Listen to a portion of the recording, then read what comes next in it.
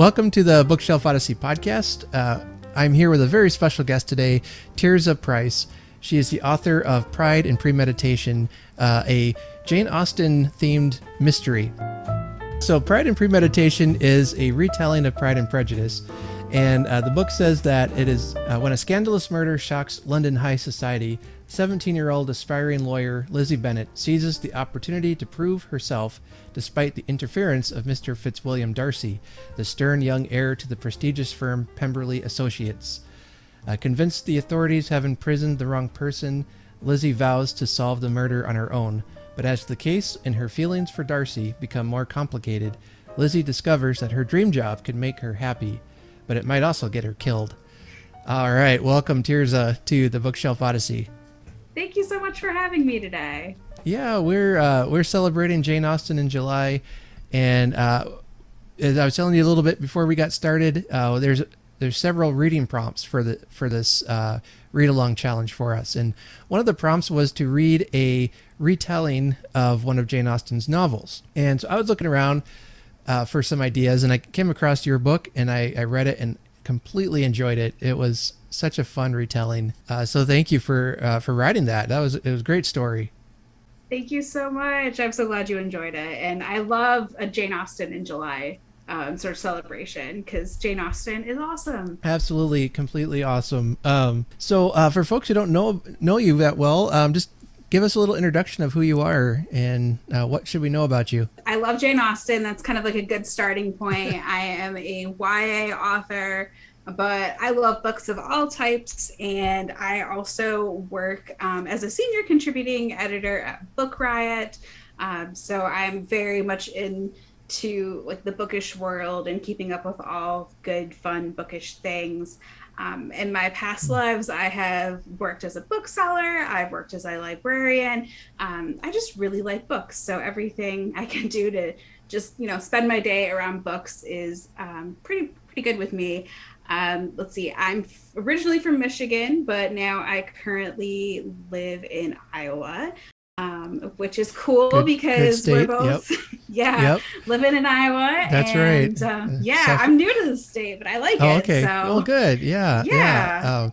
Welcome to the heat and humidity, I guess, huh? Yeah, it's real this week. The struggle is real. Yeah. Last week my dad visited us and he loves the heat and humidity, and he said, "Oh, this is wonderful." And I said, "Dad, I'm dying." Come on. Yeah, I feel I just I try to remind myself that in like 6 months it'll be cold and windy, so this is fine to put up with for now because at least we can get outside. But yeah, that's right. It's been quite the scorcher here in Iowa this month. It has, yeah. I also like to ask our guests, just to get to know them, if you had a favorite book, what is it? And well, sometimes I have to change the question and say, what is your current favorite book? Because if mine changes. Oh, yeah. I could never possibly pen it down to a single book, although I always feel like I have to say like some sort of Austen book. And I love Austen, but if I had to be like stranded on a desert island for a long time with one book, currently I would probably want to have maybe The Finnegan of the Rock by Melina Marchetta. It's a fantasy novel, and I feel like it's like woefully underappreciated. It's an Australian series, and I just actually did my annual reread of that whole trilogy earlier this summer, and so it's still on my mind, and I love it so much. Oh, cool. I haven't even heard of those, so I'm gonna have to add it to my list. Yeah. Yes. If you like fantasy, if you don't mind your fantasy to be like a little bit dark and a lot of like political sort of intrigue, it's a really good one. Okay. Yeah. I've been saying my favorite is probably something by Ray Bradbury or Charles Dickens is another favorite, but I've been reading a lot of Austen lately, so I don't know, that might influence it. She is such a good writer. And she, really is like the type of maybe I should like take it back. I would take Austen on like a deserted island because you could read her stuff over and over again and get something different out of it every time. Yeah, like my experience reading Austen now in my 30s is completely different than when I was reading Austen as a teenager or when I was reading Austen in my early 20s when I was in college. It's just, yeah, she's delightful. I agree. I had read the first Austen I read was Emma, and I loved it. And then I had tried reading Persuasion, and I really struggled with that one and thought, oh, maybe she's not brilliant after all. This book is garbage, you know. don't hate me, anyone, but my sister really told me, no, here's what the story's about, and here's some things you need to know going into it. Try it again. And so I don't know, a couple years later, I guess I was just better ready for it and tried it, and I'm like, oh yeah, this is actually really good. Okay, by that point I had read Pride and Prejudice and maybe a couple other things by her, so I was kind of getting there. But yeah, I love rereading her now. It's you just feel like you're going deeper. Yes. Yeah. And I like that you kind of mentioned about how your sister told you to, like, oh no, here's some things to know, because I think a lot of times the classics can feel like really intimidating, or like in my case as a teenager just picking up Austen on my own, I did not have like the historical context or the understanding of like what, you know, is the satire and where Austen's writing from. So I think in a lot of ways, like being able to like know a little bit about the classic, whether it's somebody kind of guiding you through it, or it's somebody showing you a movie adaptation, or you're reading like a fun retelling, that kind of helps build, I think, like cultural literacy, but like also sort of gets you prepared to tackle those classics in a way that you're like actually going to enjoy them. So tell us, how did you first come across Jane Austen?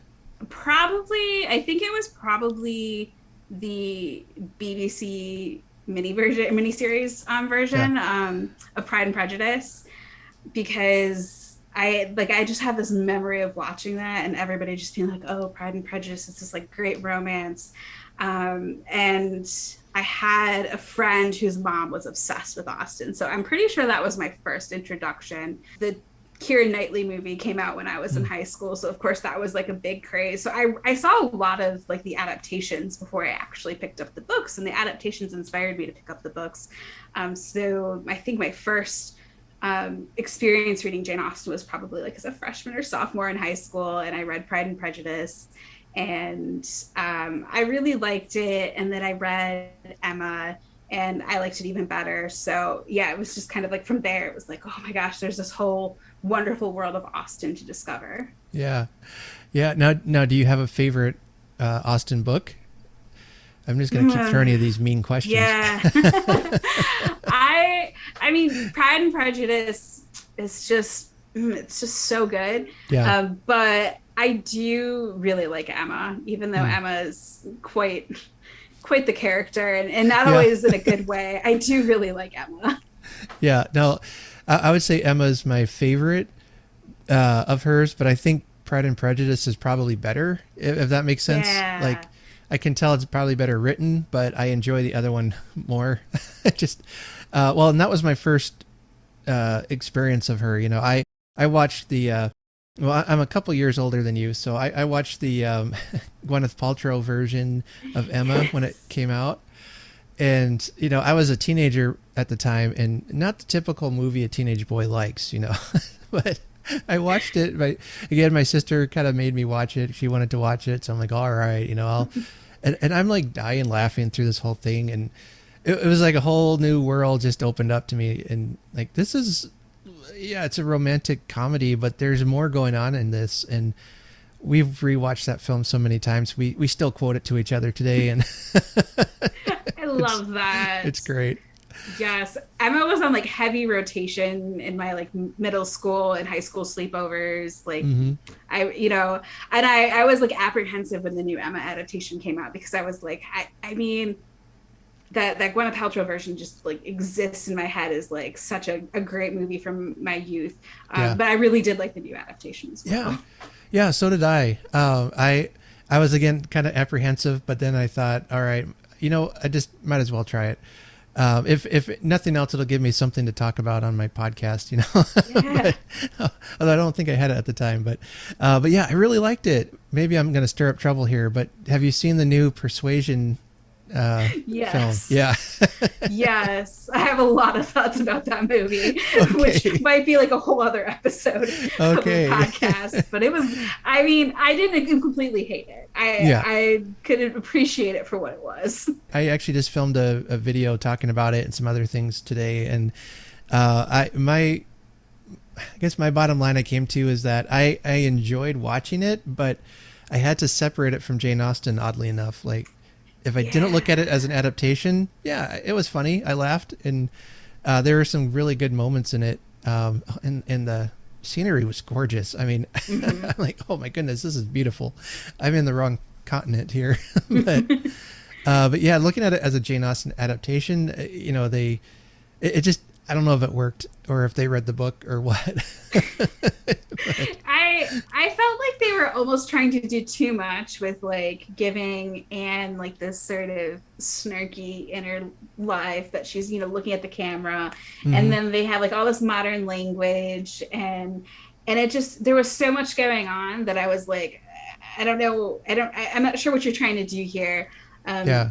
And my biggest thing was at the very end, I didn't find it very romantic. And I wanted it to be romantic. But also, would I watch it again? Yes. Oh, okay. There you go.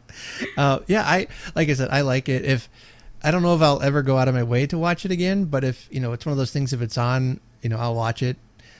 Because I did legitimately laugh at some things, and I'm not too much of a stickler for adaptations. You know, I know there's things are going to change, and I'm fine with that. So, but I just felt like they changed her character so much. It was almost like they took a modern Lizzie Bennet and stuck her into Persuasion, and like, this isn't working. But yeah, it didn't quite come together for me either. Yeah. Okay.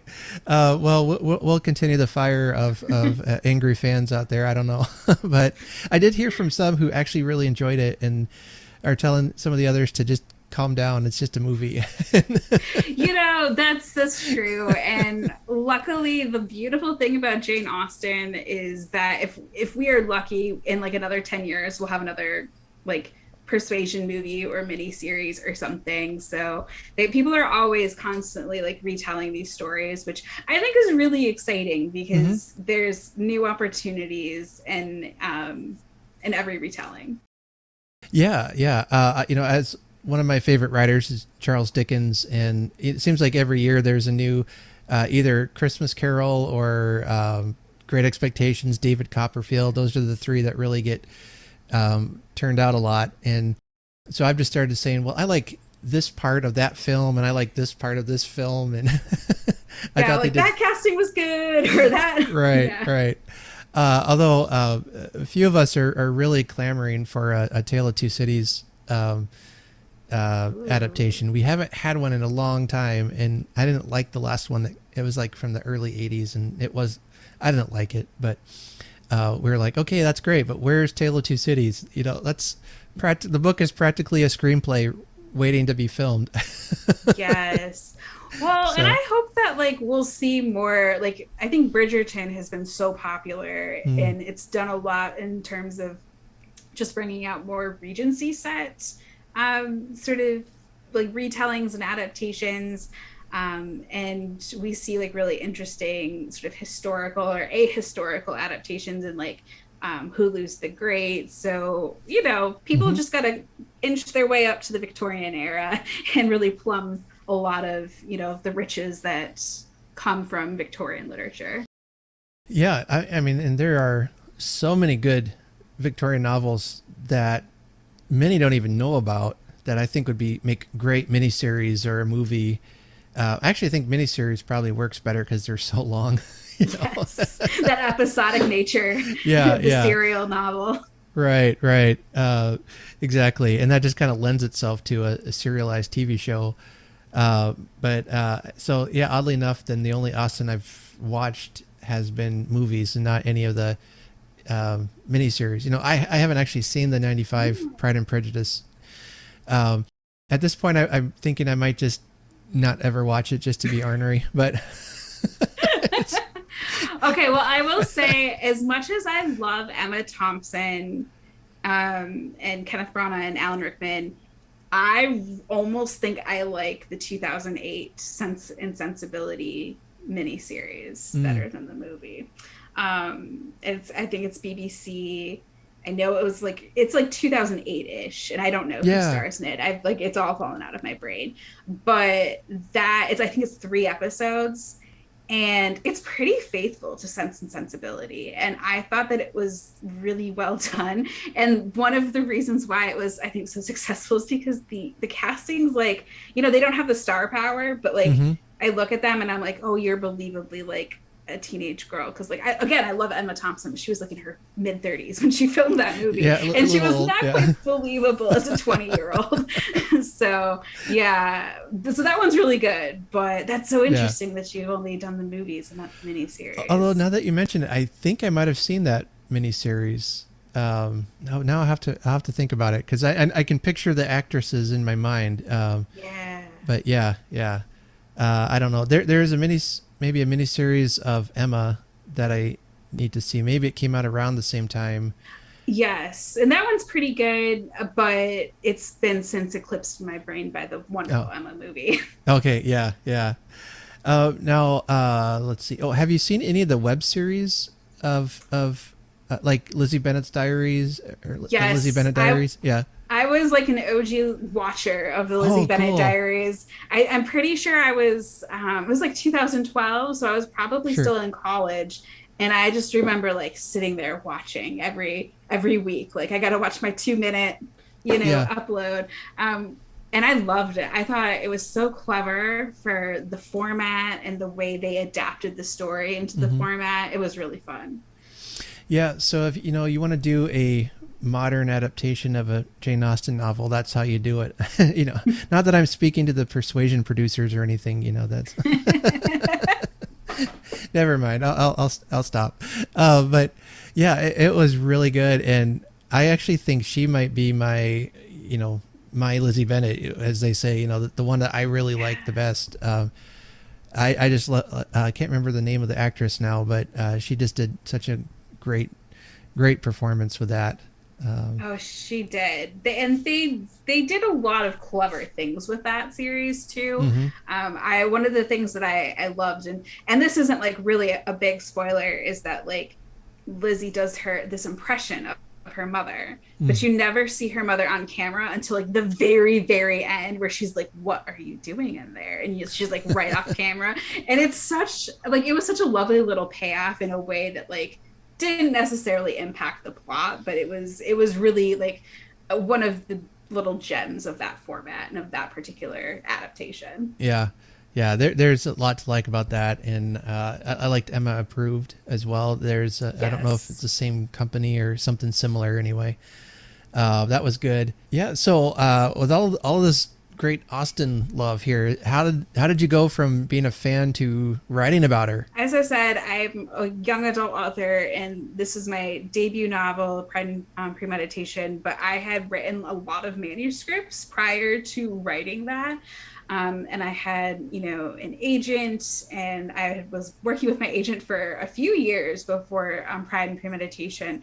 And we were taking, these manuscripts that I'd write and submitting them to publishers. And I was like just getting widely rejected. And I, did it with this first manuscript, and then I did another manuscript. And at this point, it'd been like a couple of years into this process, and I'd just gotten a lot of rejections. And I was feeling like, honestly, just really down, and just kind of thinking like, I don't know if I can keep doing this with rejections. Like, this is really depressing. Maybe I need to like take a step back. And so I was really struggling to write at that time, and it was, summer, and I don't know, summer reading kind of always makes me think of like, when I was in school and you'd have summer reading. And so I was revisiting classics. At the same time, I was also really into murder mysteries. I've always really liked mysteries. And I needed something fun, something that was just going to be like playful, something that I, could just kind of distract me from publishing and publishing woes. And so I don't know, just like Jane Austen murder mystery, it seemed really wild, and I sometimes roll my eyes when authors say this, like, oh, the voice just came to me, but like literally, like Lizzie's voice just kind of just started speaking in my head, and I was like, this is fun, and I'm just gonna write this and see where it goes.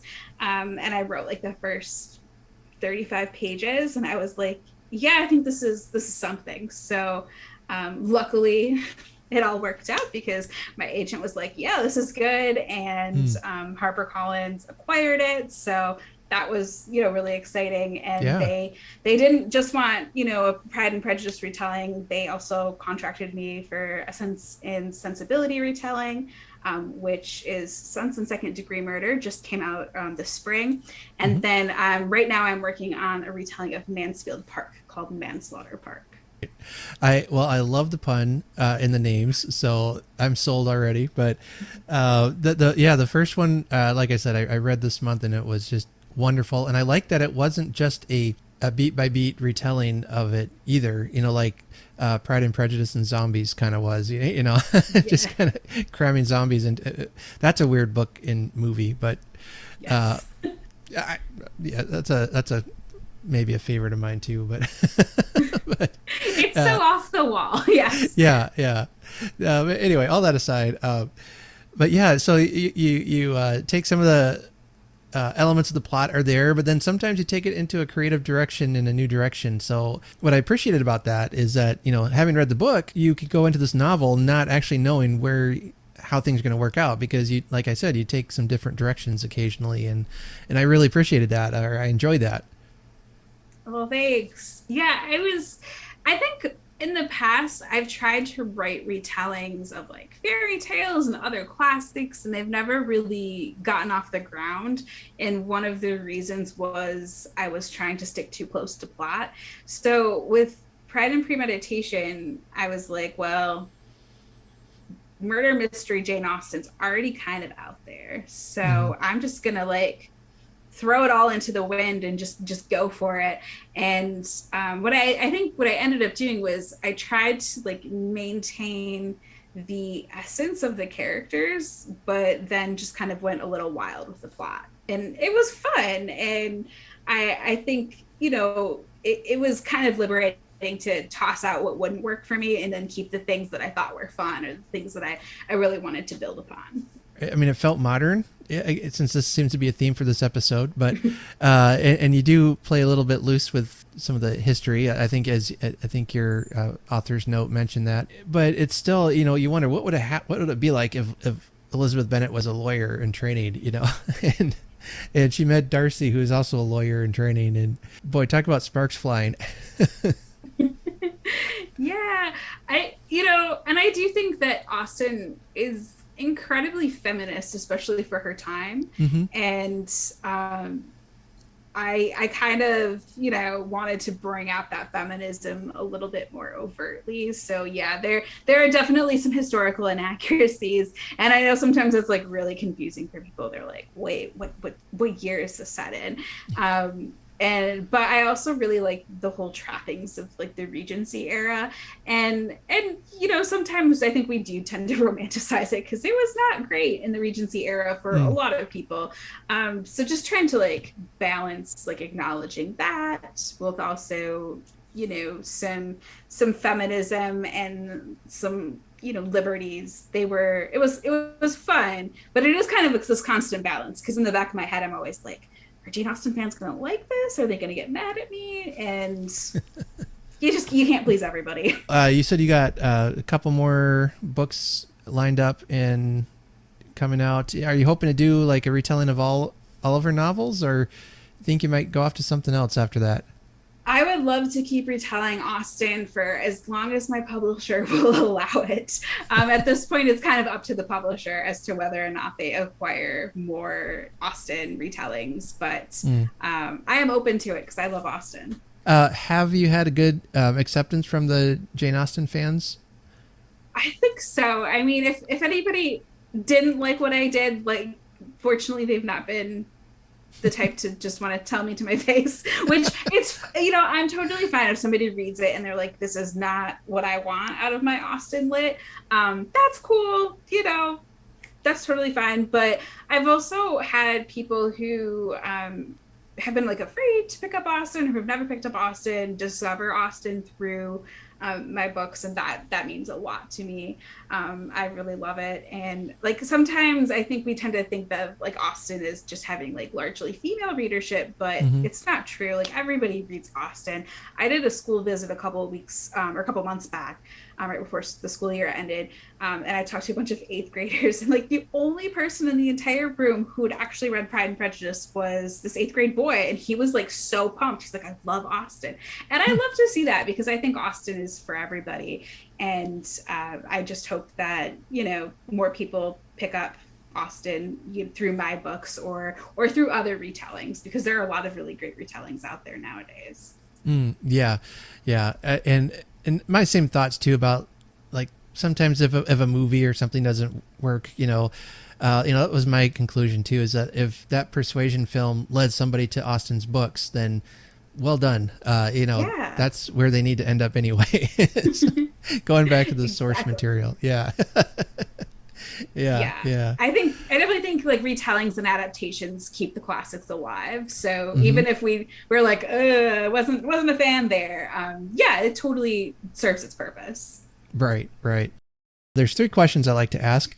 And the first one is, because I love to read, I'm always looking for book recommendations. What have you been reading recently that you could recommend to us? Ooh, this is a good question. So over the weekend, I listened to this audiobook that I absolutely loved. I had to drive to Cedar Rapids and back, so it was a little bit of a jaunt, and it was perfect because I got to listen to almost this entire audiobook on the trip. And it's More Than You'll Ever Know by Katie Gutierrez, and it is a sort of mystery slash like family drama. And so it's told in 2 time periods. The first time period is 1980s Laredo, Texas. And it's about this woman named Lore. And she is a wife and a mother, and she has a full-time job as an international banker. So she splits her time between Texas and Mexico City. And while she's in Mexico City, she meets this man and she falls in love with him. And she marries him as well. So she has 2 families, like this double life, that she balances for a number of years until it all comes crashing down around her when one of her husbands murders the other. So it's kind of like the murder mystery part. And then the other time period and the other perspective is Cassie in present day. And she's like this late 20-something struggling writer. She loves true crime. She's just looking for her big break. And she reads this retrospective about Laura's case and the murders. And she figures that like there's something more to the story that she wants to dive into. And she's very intrigued by this idea of a woman having like 2 families in this double life. Because usually when we hear about that sort of stuff, it's men who have 2 families in a double life. And so she pursues Laura and wants to tell her story. So the book kind of goes back and forth between, what happened in the past and Cassie's current day investigation. And of course, nothing is as straightforward as it seems. So I inhaled that book. It was so good. And it just recently, I think, come out. Like, I think it came out in June. I've been reading, I got a couple I want to share. One is a kind of a thriller, and I'm actually almost done with it. So as soon as we get done here, I'm going to go back and finish it. But it's called 5 Total Strangers by Natalie Richards, and it is the story of this young woman is I think she's flying home for Christmas. It's set in the dead of winter, and it's out east. And she gets into the airport, and there's a big snowstorm, and all the, rental cars are taken. Nobody can get in to get her. She's just desperate to get home. So she decides to go ahead and get in this car with 4 other people who are around her age. And they're saying, hey, come on, they all met on the plane. So they're like, we're just going to carpool together and we can drop you off at your home. So she, against all common sense, gets into this car with these 4 other strangers. And it is been one of the most tense tension-filled stories I've read in a while, because none of them seem to be who they say they are. Somebody in the car has a secret. Somebody in the car has been stealing some of their stuff. So like they're and sabotaging things so they can't charge their cell phones. She's trying to call home and then her phone dies. All the batteries are dead. Well, so many other things have just kind of layered on top of this. Some crazy gas station owner guys chasing them because some of the people in this car are kind of unbalanced, I think. And anyway, so much is just piling onto the story, and I can't imagine how it's all going to end, but I'm on the edge of my seat listening. I'm also doing an audiobook on this one. And I was mowing the yard this morning and listening to it, and I got the yard done really fast. It's like, well, what's going to happen? But I am loving that book. I have that one on my TBR. Like I have a paperback of it somewhere, floating around my house and like amidst my hundreds of books. Yeah. But what a perfect book to read if it's set in winter in a snowstorm while we are suffering from heat here in Iowa. Yeah, exactly. So it was a good reading today. And it's almost the whole book has taken place inside this car. So you get that claustrophobic atmosphere and it's just brilliant. So I really enjoyed that one. And then I wanted to recommend another Jane Austen adjacent book, I guess. It's a nonfiction. It's called Jane and I, A Tale of Jane Austen Addiction by Susanna Fullerton. And it's a shorter memoir kind of book. It was on Kindle. I think it's only on Kindle. Basically, the whole book, the book is like 100 pages of her just gushing about how much she loves Jane Austen. And I really loved it. It was just funny. She's talking about how she first read her and what she means to her and what the different stories mean to her. And one of the chapters is she's just lists some of the good biographies and like literary criticism if you wanted to read more about her, which I do. So that was a really valuable chapter. But she also wrote a book called, I think it was called Jane Austen in Crime. And she looks at presence of crime or lack thereof in Jane Austen novels. And I don't know, I've got that one on my TBR now. So I'm going to try that one out. But yeah, it was just a really fun read. I love books that are about books. I think it's been kind of a modern way of doing a biography of somebody is that it's not so much, let me tell you about their life. Let me tell you my experience of learning from them. There was I think another one I read called Mrs. Gaskell and Me, something like that, which was about the author's journey with Elizabeth Gaskell and what her books meant to her and all that. So I should check that out. I love North and South. There was another one. It was about Anne Bronte, and the author writes about discovering Anne Bronte and how much she likes her more than the other two Bronte sisters, and which that one gets a little snarky towards the other two. But I say, well, why can't all three just be geniuses? Right? So much genius in one family. I know, it's not fair. Yeah. And then second question, any advice you have for new writers? I know you're kind of a new writer yourself, but what would you tell somebody who's maybe where you were a couple years ago, just trying and not getting anywhere?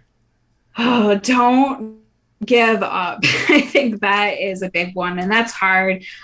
So I would recommend, just finding a writing community of like other writers and people that you can kind of help weather the hard stuff with and help you, just beta reading books and offering critiques and just kind of keeping up the energy when you feel like quitting, but like also people who are going to celebrate with you too when you do kind of reach those milestones and get those wins. And I think writing is a state of like constantly learning about yourself and growing your craft. And I feel like it'd be disingenuous to be like, oh, I only write for writing's sake. Cause like I do, if publishing were not, a thing, I would still be a writer, but it's okay to want to publish your books. And so I think that it's difficult sometimes to kind of separate like your identity as a writer with like, oh, the realities of publishing. So just having friends can kind of help you do that. Don't give up if pursuing publishing is something you want to do, and just like have fun with it, because writing is supposed to be something that brings you joy and not misery, which is something that I have to remind myself of sometimes, because now writing is my job, and sometimes does feel like a job. But at the end of the day, I'm very lucky to be able to do this, and I'm so grateful. That's one thing when I ask that question that usually comes up more often than not, is you find that community to support you and encourage you. Yeah, definitely. And then when did you discover that words and stories have power? That is a good question. Yeah, I wish I had come up with it on my own too.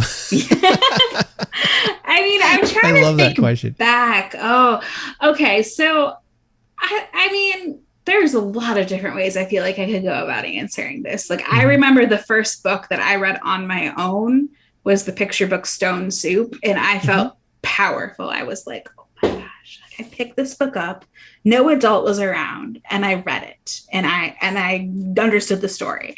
So like that was probably a powerful moment.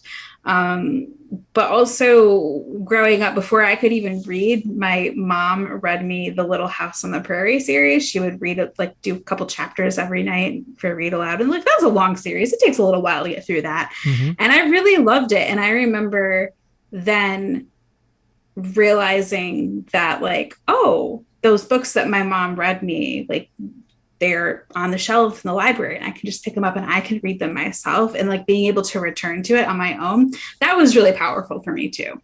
So yeah, I was very lucky to just grow up in a household where my parents read to me, books were encouraged, a love of reading was fostered. So I was pretty much a reader from like very young age. I was read to, took me to the library about as soon as I can remember, all those things, just fostering and encouraging that love to read. My grandma, she would always just be picking up books from the yard sales for me, Hardy Boys especially, and just kept me reading. And it was had a powerful impact on my life for sure. Yes. Yeah. It's so funny, like thinking back on my childhood, like, you don't remember like the Christmas gifts and the birthday gifts as much. Like some of them, okay, yeah, you might remember, but like I remember so many of the books that the adults in my life gave to me. And that like, I think it's like a really powerful thing when you as a kid get to own books, because you can put them on your shelf and you can return to them over and over again. And I remember almost all of the books that I loved and I owned as a child. It's pretty cool. I remember I was about 13 or 14, and my dad had sent me a Christmas gift. My folks were divorced at the time, and so my dad sent me a Christmas gift, and it was I could tell it was a book. It was like, wow, this is thick. So I opened it up, and it's the 2-volume complete collection of Sherlock Holmes short stories, and like, oh, this is amazing. I got all of them right here, It was back before the internet, when I could just get on the internet and read them all, or something. Yes. But I loved those books, and I really savored it. Like, I didn't read them all at once, I just kind of read one or two every week or so. I just really made it stretch out. And it was just a blast. I can still, I just remember that so clearly. That is so cool. Folks, read to your kids. Get them that library card. Right? Yes. Yeah. Yes. Go to the library as often as you can. My wife is currently working as a part-time librarian, and she loves it.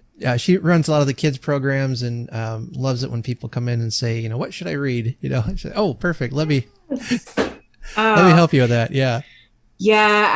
I loved my time in libraries. It was so much fun. It was like just a real joy to, of course, always be around books, but like anybody who's worked in a library knows it's so much more than that. It's working with the public, and it's getting to, know people and build connections. And that was really fun. Yeah. Yeah. Like, just the other day, she had somebody come up from our, one of our state parks or something. And, anyway, she brought, like animal skins and different things in for the kids to see. And then, so I get this text from my wife, and she said, there was a snake. The lady brought a snake. I Oh touched my it, gosh. you know. So she sent me pictures, and they had brought in a couple snakes along with live snakes and all that, and just the experience the kids are getting to to learn and to grow beyond what they might think their world looks like. It's amazing, and I always say libraries were just almost a safe place for me, definitely, but like in some ways a salvation. Just having a rough teenage years, and going to the library knowing I can find something there to read, to encourage me, to inspire me, and the librarians loved seeing me coming because like, all right, here comes the kid who checks out 20 books.